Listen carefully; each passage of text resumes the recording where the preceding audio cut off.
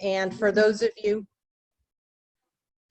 you who are just entering, you may not see the link that I posted about a minute ago, but that bitty link that says CCG Gardens Q&A, that is the document that everyone will be able to have access to view the answers to the questions, all the questions, once we're finished. So hopefully that'll be a really great repository of knowledge. But please, please, please remember that I am one person and it's going to take me a while to answer all of the questions that I have a feeling are going to come in. So let me introduce myself and stop showing you my kitchen.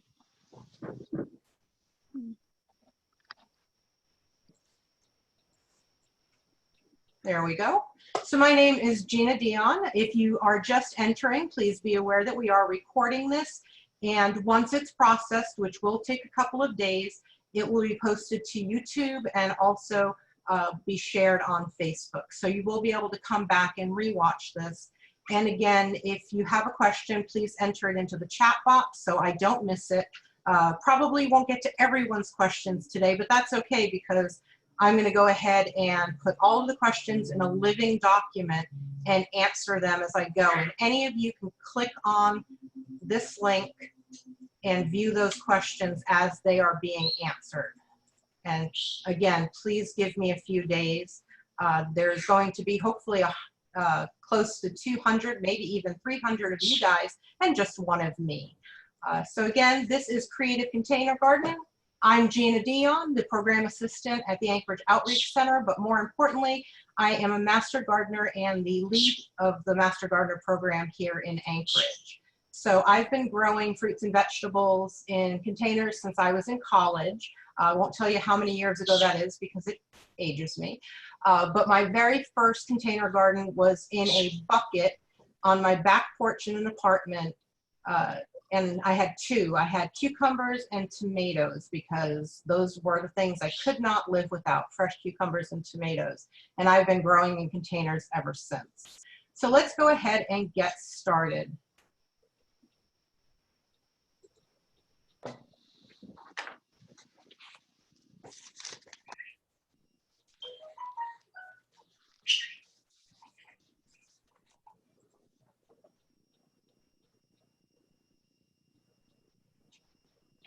So we're starting off talking about growing container or food in container gardens. So this class will specifically be about growing your own food and edibles in containers. So this is my fairy tea garden, and I create this every year out of annuals and perennials, but it generally only lasts 1 year because I dry all the herbs once it's done. And so hopefully you'll get some ideas to start your own creative gardens and grow your own food in containers. The one thing I can't stress enough is to embrace your space. Everyone's going to have a different setup and everybody's going to have different crops they want to grow and different types of locations they want to grow in. But really all you need is light, some containers, soil and water, and plants, and then you can grow almost anything in a container, even trees. So I'm going to talk about both indoor gardening and outdoor gardening in containers. Indoor gardens are fun. If you have a sunny window in your kitchen, you can have an herb garden. If you have either a south or a west facing window is best, but you can also use supplemental lighting. Inside, the only thing that's really necessary is that your location is relatively warm for growing food crops, and you have good airflow so you don't have to worry about pests. And if you do need supplemental lighting, that is something you can add even in the summertime with our very, very long days. The outdoor garden spots we're going to talk about are both conventional and non-conventional and include everything from your deck, rooftops, hanging baskets. There's all kinds of places you can find a spot to put a plant and have it grow food for your family. So let's talk about the difference between indoor and outdoor and which one's better, because someone inevitably will ask me which one is better. They all have pros and cons though. So if you're growing indoors, the good is that it's much easier to control the environment. It's accessible. There's a reality that is out of sight is out of mind, and you might forget to go out and pick your crops, or they might get unwieldy. So having them accessible is really helpful. Maybe you need to make a quick addition to a dish and you don't want to run all the way out to the garden. Having indoor food is very, very helpful, especially with herbs. It's relatively easy to start and maintain, especially this time of year, and you can keep it going throughout the year, even in the winter, if you provide the right conditions. And in the winter time, that includes supplemental lighting, and for most of us, it will also include humidity. And the best part of indoor gardens is no weeds. Unless you're using soil that you bring from the outdoors, you're not going to have to compete with weeds in an indoor garden. Now, there are bad things, so it's not all rosy. Sometimes the lighting isn't right and your plants will not do well. You might have limited space if you're in an apartment or a smaller home. Pollination becomes an issue. We no longer have bees and other pollinating insects to help us along, so we become the pollinators. And then, of course, nutrient deficiencies, because growing in pots in general, your plants are going to use a lot of nutrients, and indoor containers tend to be a little bit on the smaller side just for space. The ugly part is disease, pests, and failure to thrive. Failure to thrive is the biggest one that I see, either due to lack of good lighting or lack of nutrition, or just inconsistent watering, but disease and pests aren't usually far behind that. So what if you want to grow outdoors? Well, the good thing is growing your food crops in containers outdoors is spectacular. You've got natural light, you've got pollinators to help you out, and then you've got rain and wind, which will bring the strength out of your plant and hopefully cut back on some of your watering chores. The bad thing, though, is Alaska weather. So you might get a really cool summer, you might get a really hot summer, and those are some things that you are going to have to anticipate and deal with when you're dealing with outdoor weather.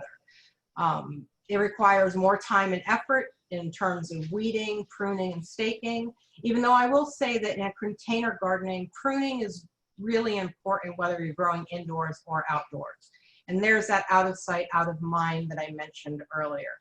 The ugly is pretty similar to the ugly for indoors, disease, pests, but the biggest difference is overcrowding. And the overcrowding may be from other plants or from weeds, or perhaps your plant just grows so large in the container that it kind of outgrows its container. So those are some of the issues you're going to find if you're growing in containers outdoors.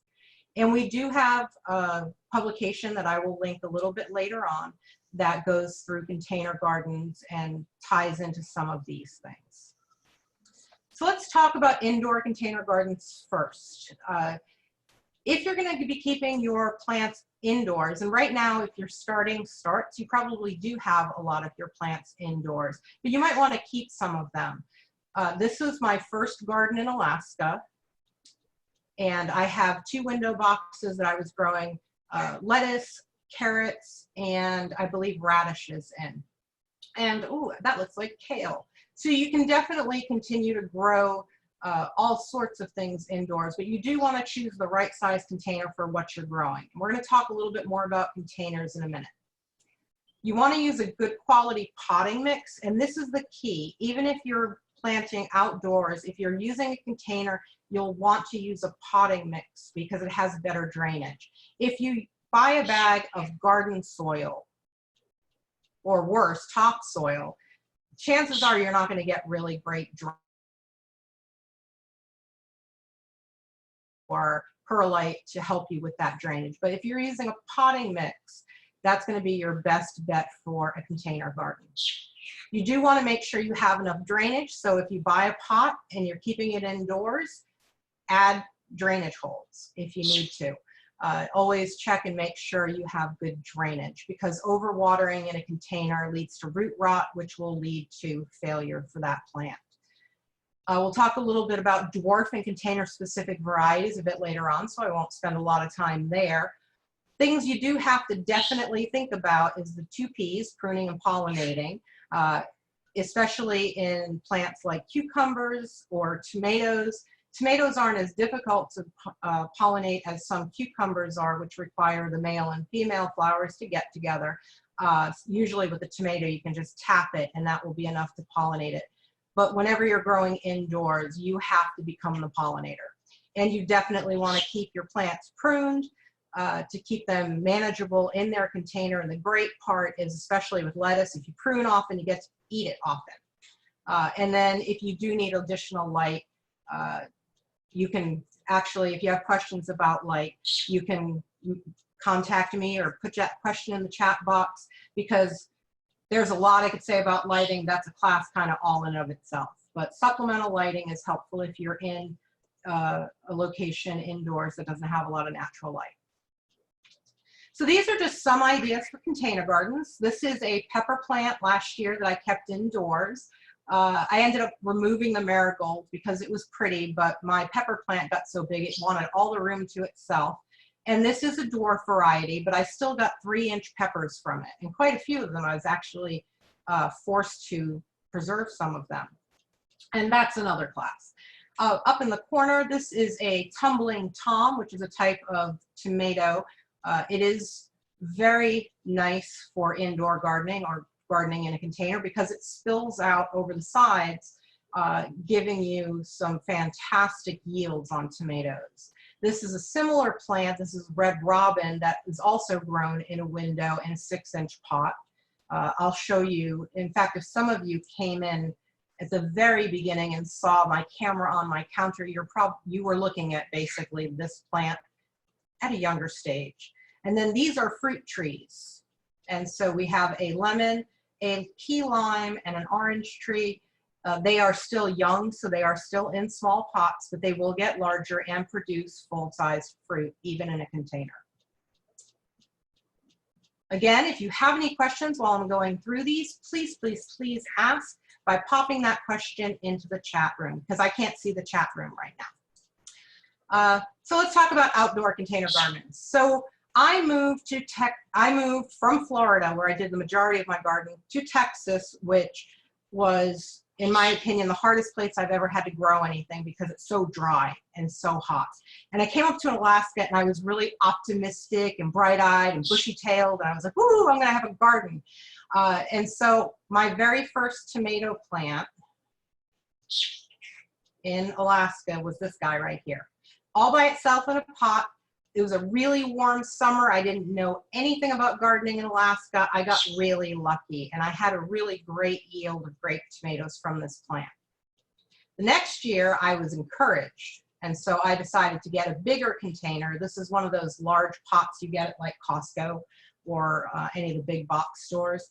And I put 2 tomato plants in it, and as you can see, they really enjoyed that. This is a south-facing driveway. In a condominium. So when I first moved in here, I didn't have a yard. And as you can see, I was so inspired that I even started some zucchini and stuck some peas in there. Well, the zucchini got so big, it actually choked out the peas.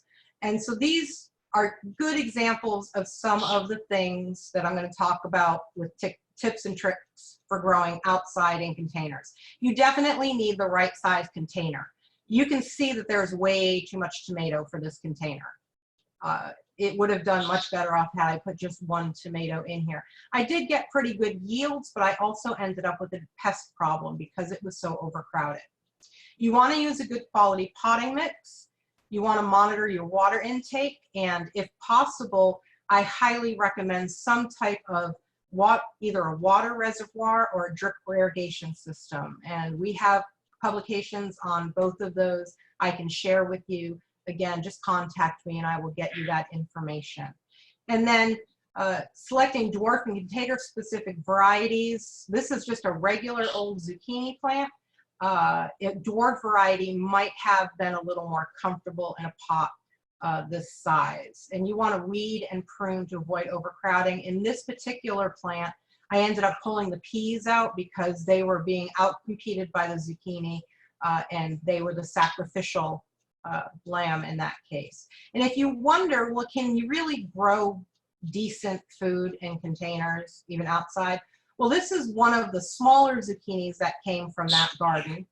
This plant right here. There's actually one that was as big as my leg when I found it under all the leaves. I didn't put that there because my toes are, I figured you guys didn't really need to know what my toes look like. But these are just some of the tomatoes that I also picked that year. This was the final yield of tomatoes this year, and that was with regularly picking throughout the summer. So this was, we got our first frost on the weather forecast, and I decided to pull all my tomatoes in. These were all the ones that were ripe at that point. So as you can see, even with 1 container or 2 containers, you can grow a decent amount of food. I probably ended up with about definitely over a dozen zucchinis that year. Now these red containers have been repurposed since I moved. Now that I have a backyard, I now grow spaghetti squash in them. And yes, you can indeed grow spaghetti squash in a container. So hopefully this gives you some inspiration and some ideas of just some of the things that you can grow. These are other samples of outdoor containers. These are those hanging baskets with the tumbling toms that I talked about.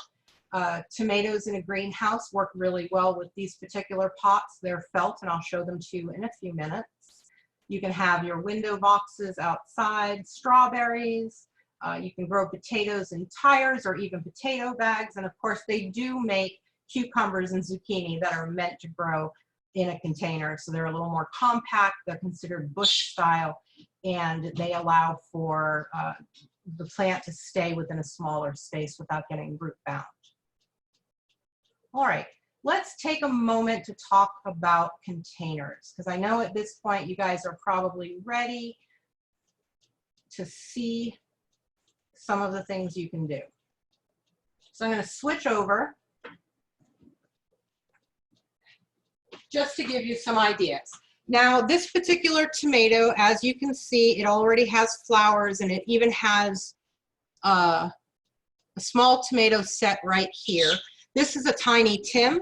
It's a dwarf variety of tomato, and this is about as big as it gets, but it produces cherry tomatoes that are about 1 inch. So there's nothing dwarf about the size of the tomatoes it produces, and it will continue to produce tomatoes throughout the season as long as you keep picking them. This one is in a simple 6-inch pot.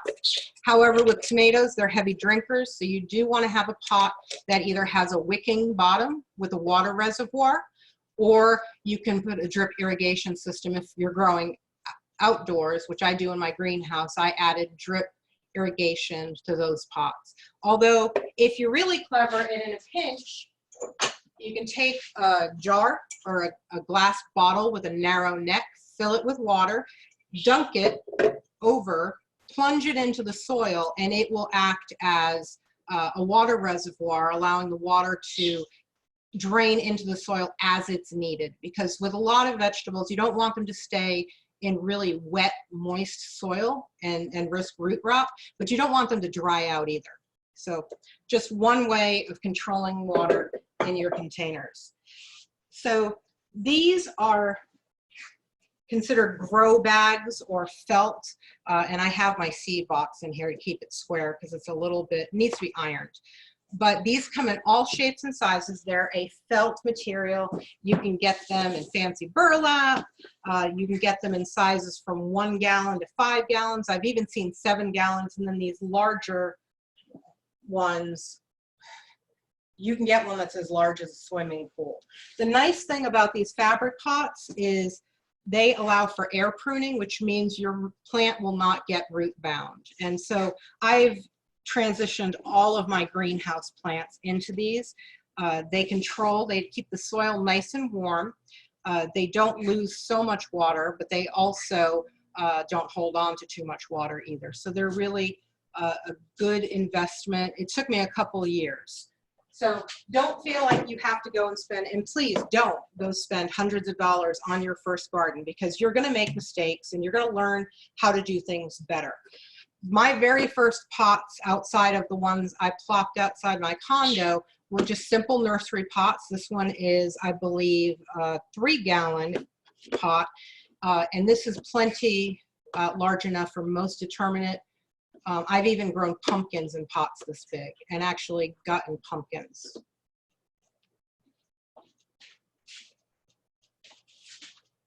which I still have in storage.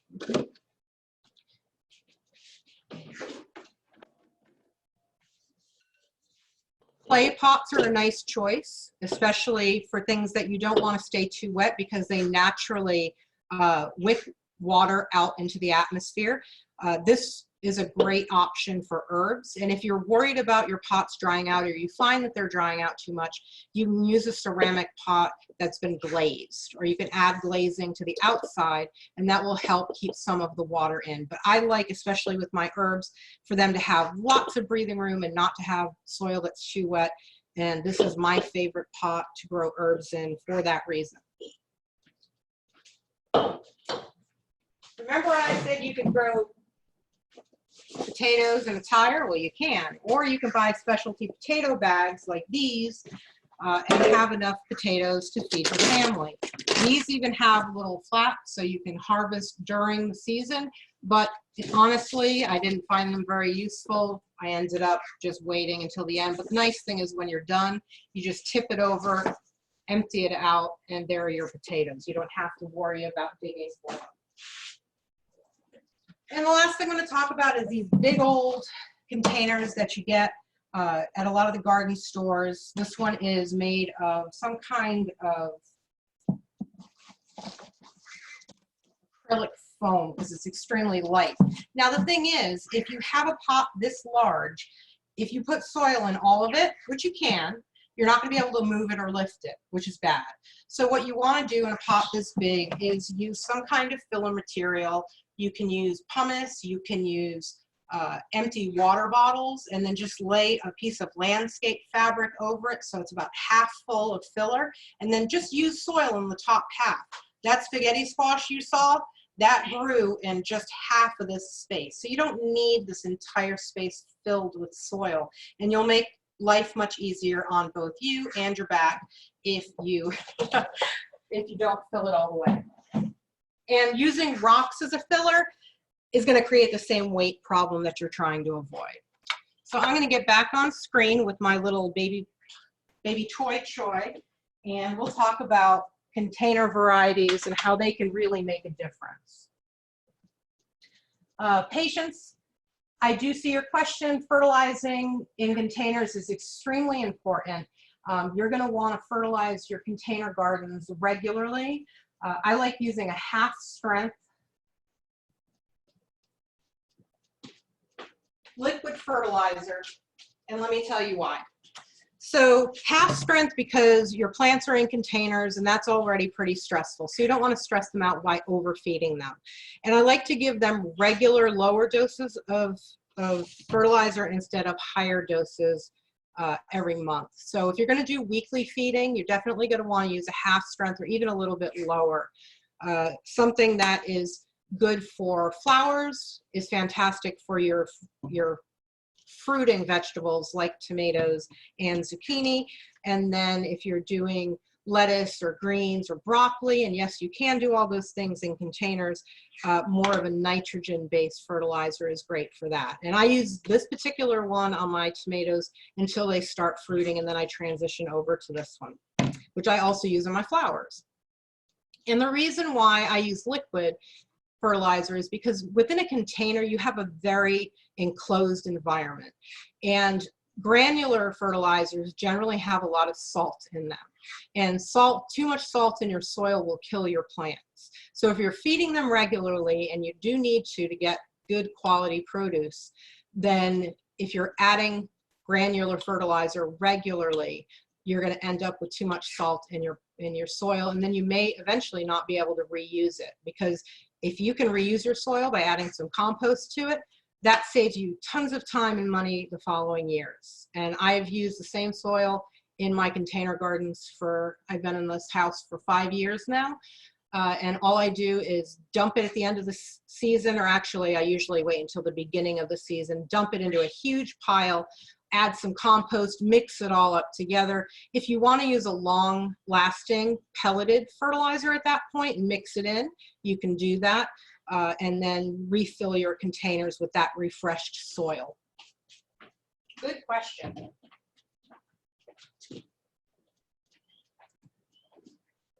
All right, let's come back to me.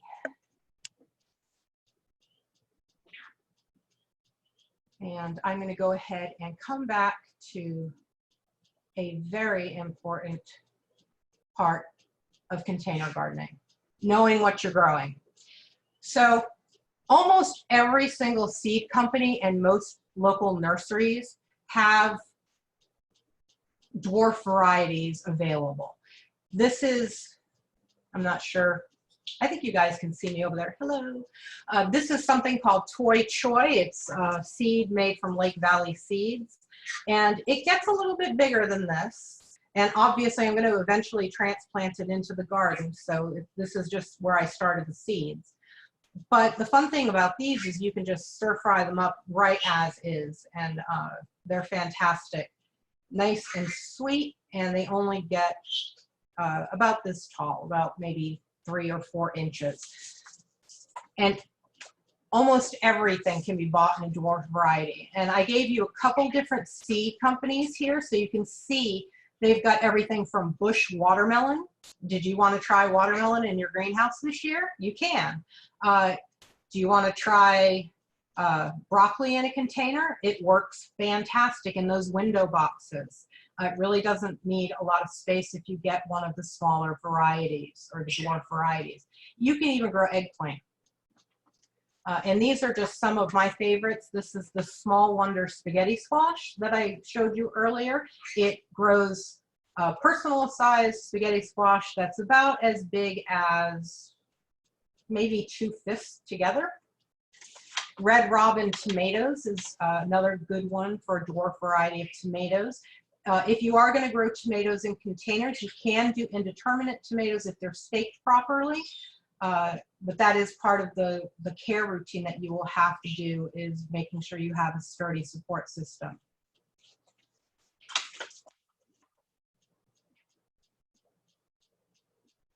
And one of my favorite is mini jack pumpkins, and they are small enough to you won't be able to carve them. Well, I guess you could carve them, but painting would probably be better, but they are actually delicious as well. So you have lots of choices.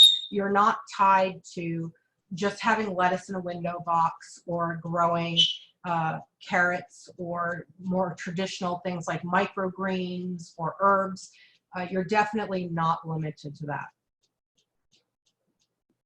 So this is my contact information, and I blew through that because I wanted to give enough time to go back and talk about some of your questions and give you some advice on your container gardens. So my contact information is here. Keep in mind that right now I am not at my office, so phone is not the best way to get me. I do check messages, but generally only once a day. So email me if you have questions. It's much, much faster.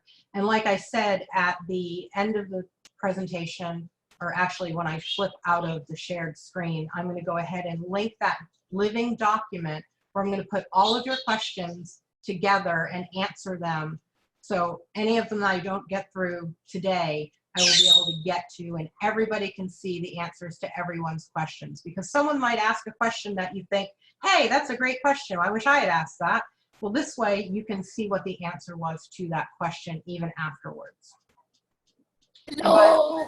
This is Malcolm. I would like to say that this cabbage grew in a container, but it didn't. It grew in a raised bed.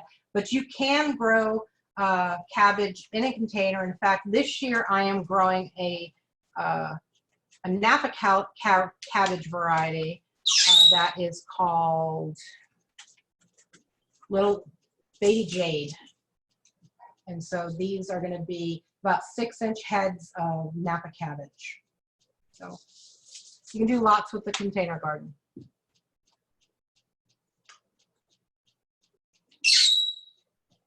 All right. I'm going to scroll up a little bit. And again, I'm just going to grab these as I see them. So please don't be offended if I don't get to your question or if I accidentally skip over it. It keeps jumping forward as people add new questions. And I apologize for Beaker. He really wants some attention. He's my parrot, so he says hi. Hey, All Gina. right. Gina, there are a couple of questions that were sent to me privately, so I'm going to ask those first, and then the rest I think were on the everyone list. Awesome. That would be perfect. Thank you. Okay, so the first one is it true you should water containers until water runs out the bottom? It honestly depends on what your goal is. So generally speaking, I don't give a plant more water than it needs. And whenever you're watering enough for water to run out the bottom, you're giving that soil the maximum amount of water it can handle. And for some plants, that's fantastic and works great. For others, it will end up rotting the root ball and you'll end up with a dead plant. So what I do is, unless you're trying to flush soil or maybe you over fertilized and you're trying to flush some of that out of the pot, you don't really need to give a plant that much water. They do much better with small amounts given continually, which is why I recommend either the drip irrigation or some kind of water reservoir to supplement your watering, especially if you're inconsistent about it. Some crops like tomatoes, if you're inconsistent, you end up with cracked tomatoes, or blossom end rot if you keep it too wet. So the best medium, happy medium in that case is continually giving them the water that they need, but not giving them more than they need. And you might have to adjust your drip system a little bit to accommodate your plants if you see them getting waterlogged or splitting because they're getting too much water. So I hope that answered that question. I don't generally use that method unless I'm trying to flush something out of the soil. Okay, thank you. And then secondly, what do you think about earth boxes, the benefits or disadvantages of those? I'm going to need more clarification on what you mean by earth boxes. So what comes to mind is actually something I have two of on my deck, which are about 2x2 planters on wheels that have a false bottom for a water reservoir, and you plant in that. But I'm not sure if that's exactly what you're thinking of when you're describing that system. And they are very good, especially for crops that either don't have a giant root ball because they're relatively shallow.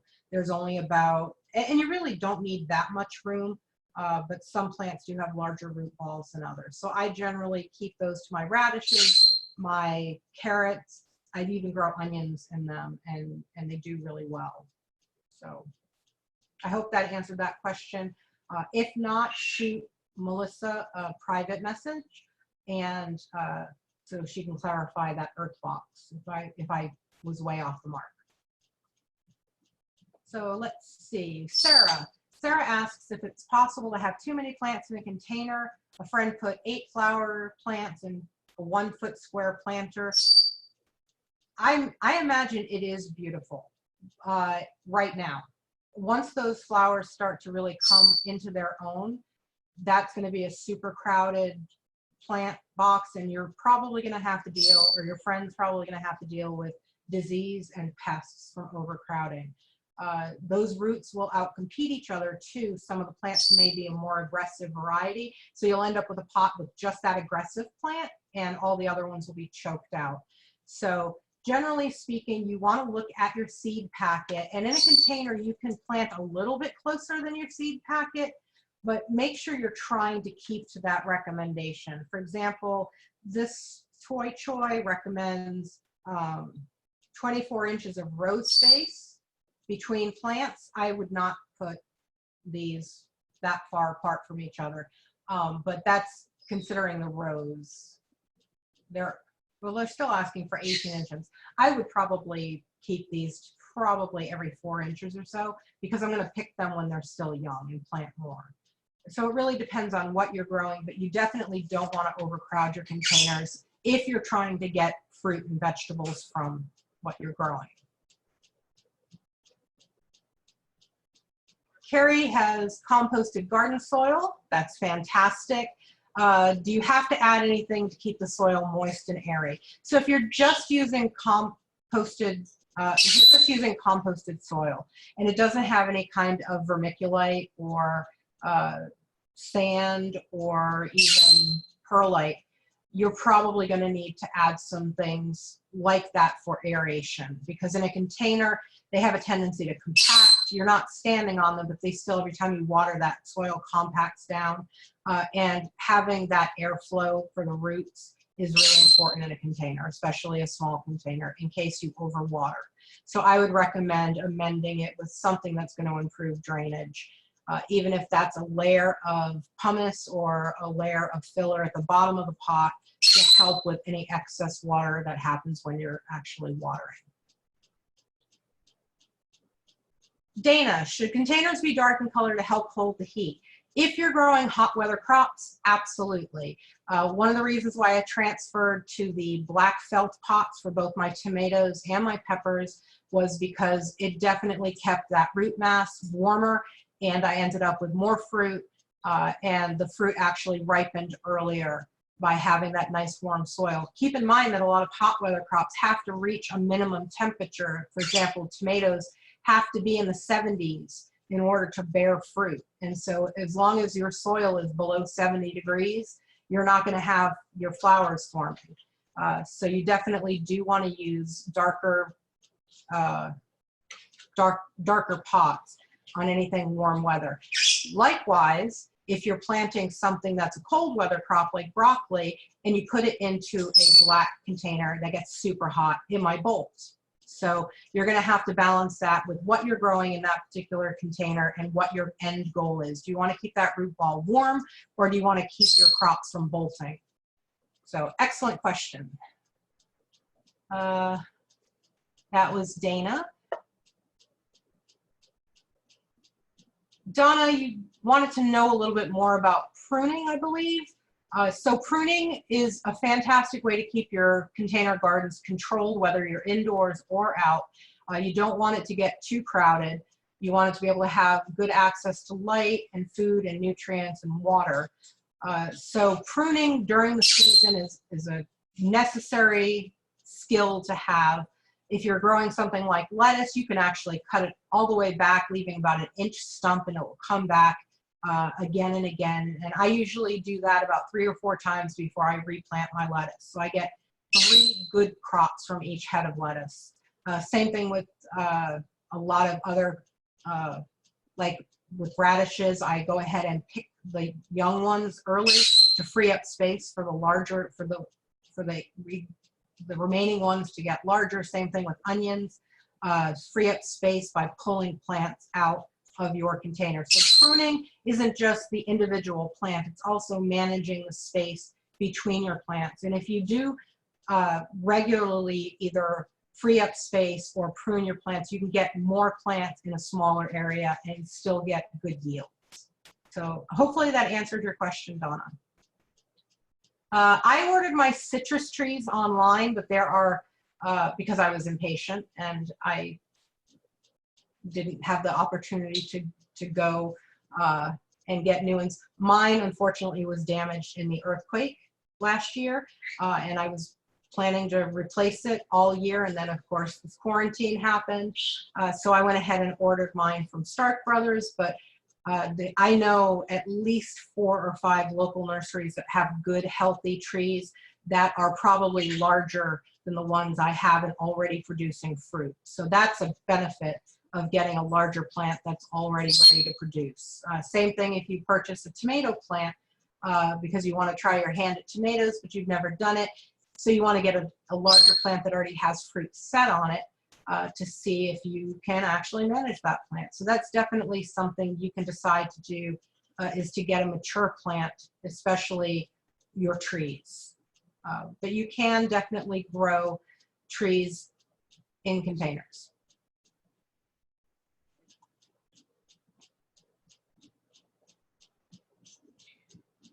So Patience has a lot of patience because she has failures every time she tries.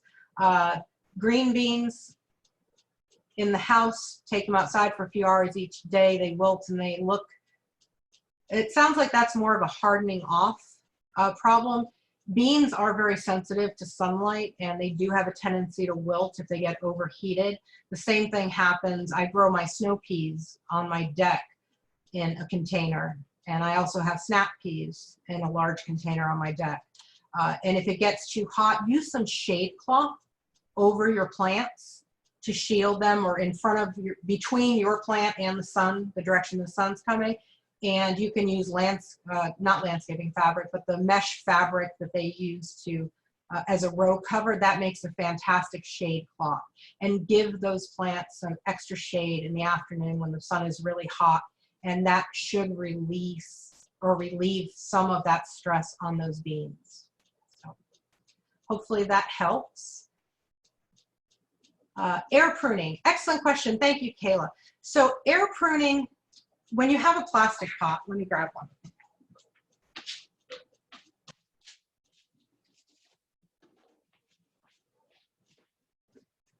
So if you've grown starts, then you've seen this before. When you have a plastic pot like this, the roots will get to the edge of the pot and then they'll start curling around the root ball, or they'll try escaping out these little holes. And if you have a plant, well, that one's not quite large enough to have roots sticking out the bottom yet. You'll see them coming out the sides or the bottoms. So when that happens, you know your root ball has gotten a little bit too big for your pot, and the ones that poke out through the side will end up shriveling up and dying. That's air pruning. So in a pot like this, anything that pokes out the bottom that's not trapped by and kept moist by being on the ground or on the surface, but if you had them grow out the sides, they would automatically kind of shrivel up and fall off once they came out these holes. In a fabric container, the roots don't ever get to the point, as soon as they reach this outside barrier, instead of poking through, they actually dry out. And so it forces the plant to create interior roots and get nice branching full root balls. And so you end up with a healthier root system that doesn't get too crushed by its own eagerness to grow. So hopefully that answered that question. If you have further questions about it, I can point you at some really good research. So just give me an email, shoot me an email. A lot of places in town are starting to carry these felt planters. They come in different varieties and brand names. I know Mill and Feed has them, among other local nurseries. I don't think I've ever seen these at the big box stores, so, but you can also get them. Again, Victoria said she found them online. You can definitely order them that way as well. Patients asked, how often do I feed? That really does depend on what I'm growing. Tomatoes and zucchini tend to be heavy feeders, so I feed those weekly. My cabbage and my broccoli, any of those greens, kale, I don't want them to bolt or get bitter, so I try not to overdo it with the food. And feeding too much will also cause plants to bolt. It gets them really excited, like, I'm gonna get really big, and then they just go to flower. So for herbs and things that I'm worried about growing too quickly and bolting, I'll usually do that at most every other week for feeding. So that's an excellent question. And let's see.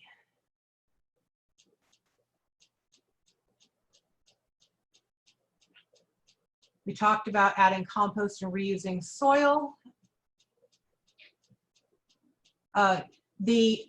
Someone asked if I can email the slides for the presentation. The video that we're recording right now will be available on YouTube, so you can watch it at any time afterwards once that's up. But give it a couple days. It will take a couple days for us to process that. We do have a composting class this Thursday. Thank you for reminding everyone, Melissa.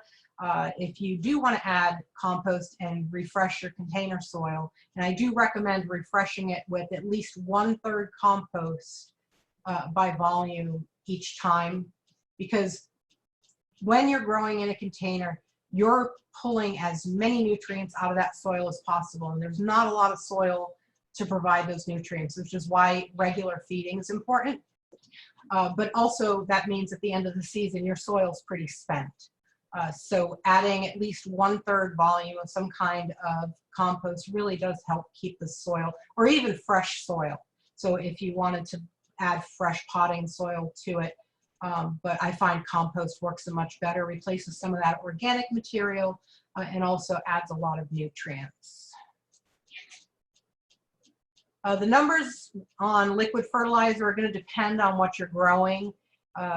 If you're growing greens that you don't want to flower or fruit, you're going to be using more of a nitrogen heavy grow mix fertilizer.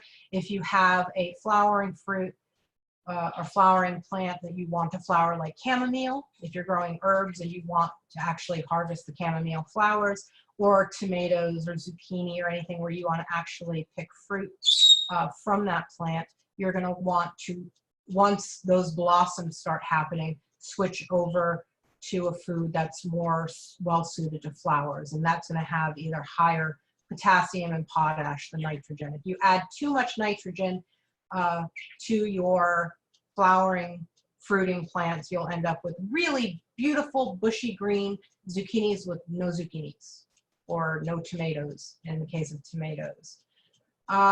Kim wants to know if it's too late to start from seed, and do the local nurseries have starts for the varieties shown? They are going to have some of the varieties, and I can't speak to all nurseries, just the ones that I've gone to, and I've seen dwarf varieties, different dwarf varieties sometimes. For example, the tiny Tim tomato that I showed you at the beginning actually came from a nursery in town, but the variety that I grow is the Red Robin. So I actually have about 6 varieties of, I have 6 varieties of dwarf tomatoes right now in my dining room on a baker's rack by the south-facing window. One of them produces orange tomatoes. They're all cherry-sized tomatoes. Orange, I have one that produces yellow tomatoes and a couple that produce red tomatoes. And then I have one that produces currant tomatoes, which are very, very tiny. They're about the size of a berry, and they're really fun, especially if you want to kind of make a salad look really like pow, or you want to actually make some bruschetta, and instead of having chopped tomatoes, you can actually put those little currant sized tomatoes on there. They're literally only about a quarter, they're about the size of a pea. So they did have those at the nursery that I went to.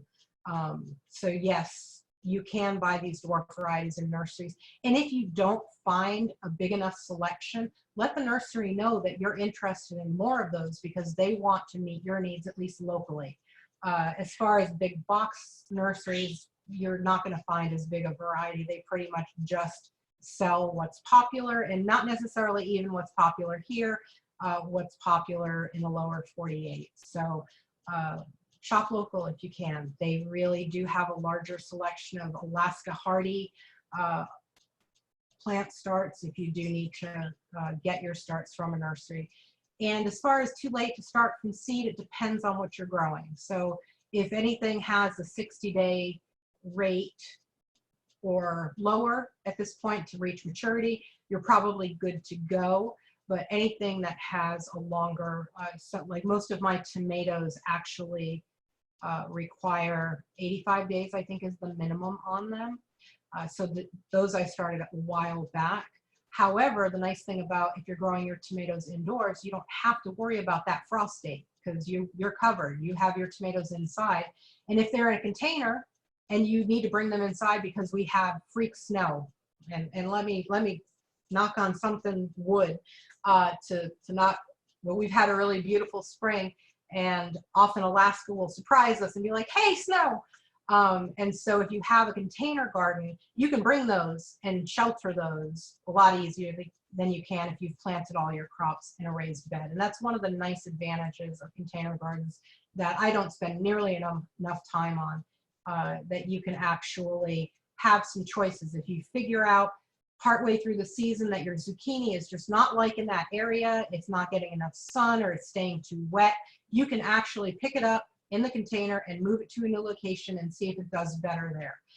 If you're battling an insect problem, you can take that plant and remove it and quarantine it from the rest of your plants quickly, because it's in a container, without destroying that plant. You could try to save it, which is very important. For example, if you're growing a tree that you've invested several years in and it gets hit with spider mites, you want to get that tree away from your other plants and quarantine it and treat it where it's not going to spread that insect problem. So containers being portable not only helps in where you can grow, but allows you more flexibility during the growing season.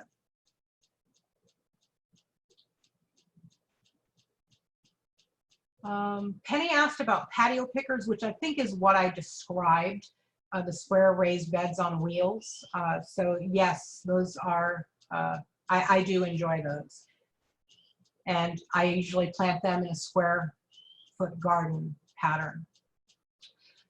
Marcy is concerned about water stains on the deck from the bottom of containers. You can absolutely use trays to catch water, especially in the fabric pots, which will actually leak out the sides if you overwater them. And that's another advantage of the fabric pots, is it's really hard to overwater them because they'll start leaking everywhere if you do.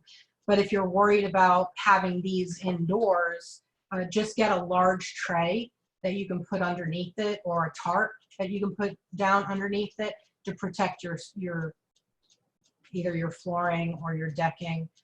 So that is definitely something you can do with containers. Just make sure if you do have a container that has holes on the bottom, that either you're using a tray that has some space that water can escape out of. You don't want to block off that hole, which is its only way to release water, by putting it on top of something flat and plastic.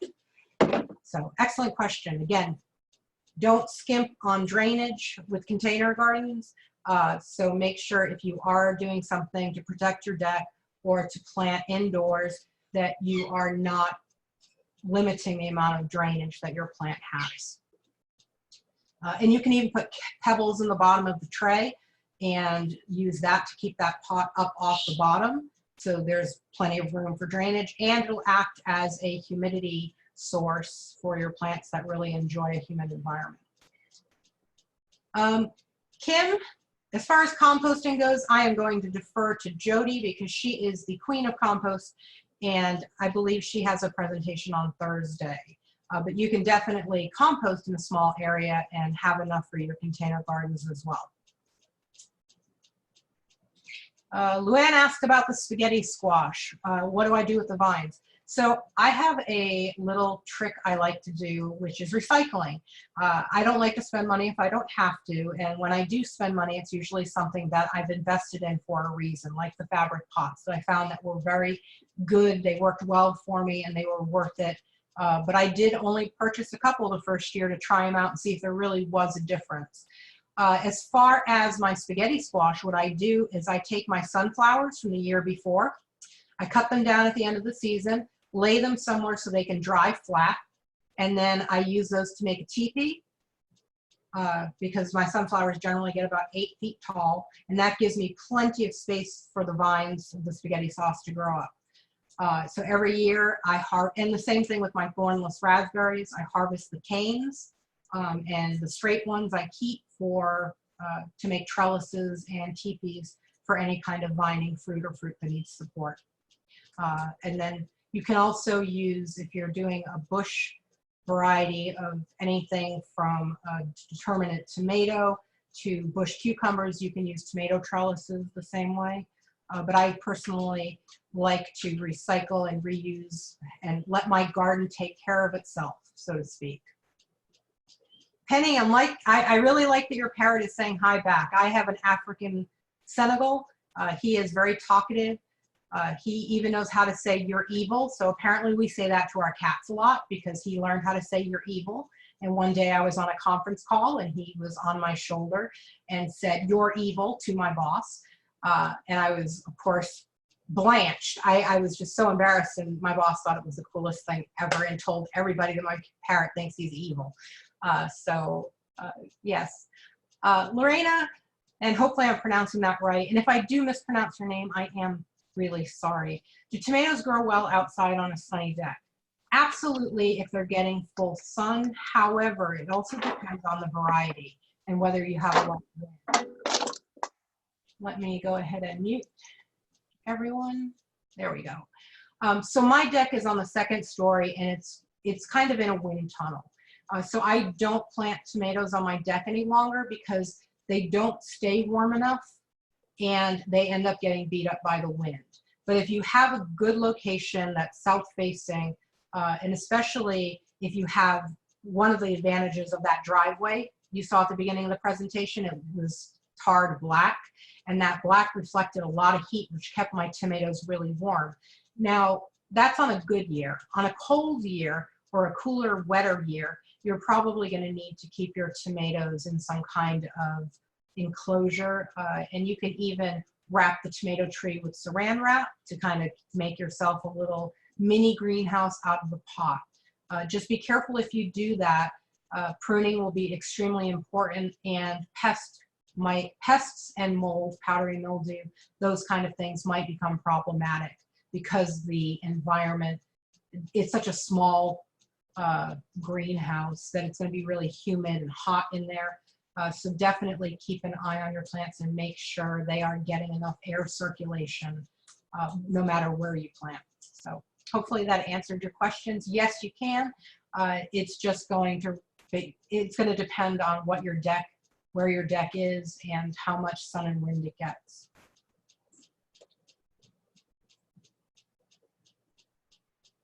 Do I have a favorite vegetable that I grow? Megan. If you can't tell, I'm Italian and I really love growing tomatoes. And this year I've actually transitioned completely over to determinate and dwarf versions of Roma tomatoes for sauce. And every year I can up multiple quarts of sauce from tomatoes that I grew in my greenhouse. My mom did it, my grandma did it, and when I came to Alaska and had that first not hot summer where my tomatoes did really horribly, and I was like, what did I do wrong? And that's when I was like, oh, I'll ask Cooperative Extension and they'll help me, and they did. And I realized that I had been doing tomatoes wrong and that I had just gotten lucky those first 2 years. So those are probably my favorite thing to grow because I use them in so much that I cook. And then indoors, my herb garden and my salad, my lettuce greens are my favorite thing because I keep those going all year. So I always have fresh vegetables to have with my meals. So hopefully that answers that. Kelly wants me to explain, oh, we are almost out of time. So this will be the last question. And again, I am going to put a link in the chat box right now. So hopefully everyone has found the chat box. I'm going to put a couple of links in there. The first one is that question gardening Q&A, where I will be putting the answers to everybody's questions that I missed. So you can come back in a couple days and check that document and see the answers to the questions that I've missed. And then, oops, I think I sent that to someone privately. Let me try that again. And so that's that one. And the next link is something that's extremely important for me. And it is a class evaluation. So we have 114 people still on, and I know not everyone fills out the evaluations at the end, but it really does help me provide programming that's not just beneficial, but I want you to walk away from this with actual practical things you can do in your garden tomorrow or tonight that are going to help you be better gardeners and better growers.